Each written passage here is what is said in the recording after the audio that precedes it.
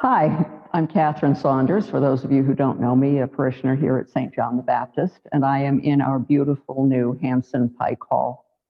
Father Dave has asked me to talk a little bit about this history timeline that sets some of the context for the wonderful improvements that have been happening here at St. John's. The first question he asked me was, how did you decide what to put on the timeline? And I guess I'm a little embarrassed to say I put on the timeline what I could find. In the church here, we have some wonderful resources. There's this incredible big, thick red book from A History of Wakefield in 1975. And it has many of the pictures, the black and white pictures that are up here. So I kind of went for the ones that seemed most interesting. And then there are also some documents from the church that Father Dave shared. What I was able to discover was that being Episcopalian here in Wakefield and Sanbornville, or at least being able to celebrate as a community, started in 1865.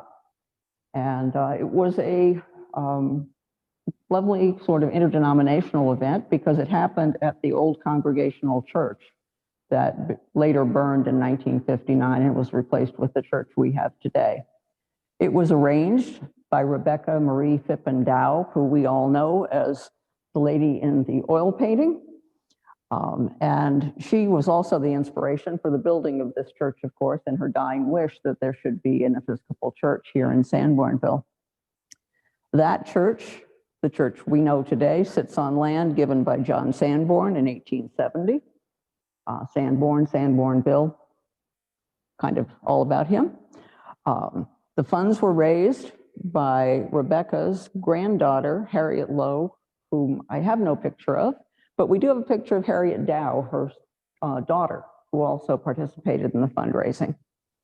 Our church was consecrated in 1877 by this lovely official-looking bishop here. And this is the earliest picture of the church we could find. Interestingly, it was two-tone brown, not the white we know. And this interior is especially interesting for the wording, "The Lord is in his holy temple," which appears in the arch and no longer exists today. You can also see just kind of that there's a baptismal font up front that now lives in the back. Some other big highlights, the rectory built in 1881 that is now our neighbor and friends. The sheds that bothered us for many years, wondering if they were falling down, were actually 8 horse sheds built for that rectory.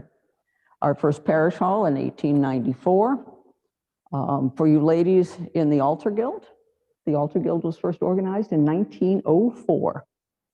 And then we had a choir first organized in 1914, and it's worth coming to look at this picture. As we all know, ladies had to wear hats, but these are these most amazing flat mortar boards with tassels like at a graduation ceremony. It's just wild.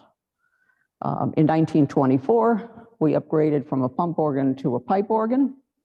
And amazingly, in 1932, little bitty St. John the Baptist hosted the New Hampshire Diocesan Convention. In 1957, the parish hall was expanded. There was a lot of discussion at that time. Dave Genta referred to it in his talk on Sunday, that were they going to improve the parish hall or tear it down? And it kind of echoes all of our struggles about deciding to build Hansen Pike Hall. We became an official parish rather than a mission in '61, improved and restored the organ in 2006. And when you get down here, we are today in our gorgeous Hansen Pike Hall and still reveling in the celebration we had on Sunday. Come see, take a peek at the pictures. There's some neat ones here.